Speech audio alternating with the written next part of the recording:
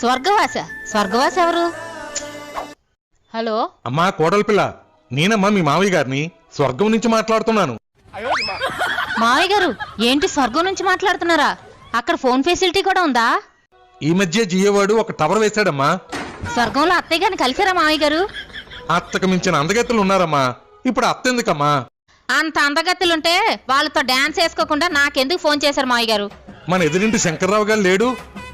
వాళ్ళు ఎదురింటి ఆవిడ తన సినిమాకి వెళ్ళాడని వాళ్ళ ఆవిడ కొట్టి కొట్టి చంపేసింది కదా మావయ్య గారు. ఈ విషయం మీకు కూడా తెలుసు కదా.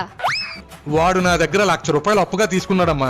డబ్బులైతే ఇచ్చేసాలే, కానీ వాడు రాసిచ్చిన ప్రామిసరీ నోటు నేనివ్వడం మర్చిపోయాను. అది కావాలని ఇక్కడ నన్ను తినేస్తున్నాడమ్మా. అమ్మా పరుపు కింద ఉందేమో చూడమ్మా. ఉంది మావయ్య గారు. కొంపతీసి ఆ నోటు మీకు ఇవ్వడానికి నన్ను గాని మీ అబ్బాయిని గాని చచ్చిపోమంటారా ఏంటి? మన వెనకింటి దివాకరం కొన ఊపిరితో కొట్టుమిట్టాడుతున్నాడమ్మా. తులసి నీళ్ళు కూడా పోసేస్తున్నారులే. నువ్వేదోలాగా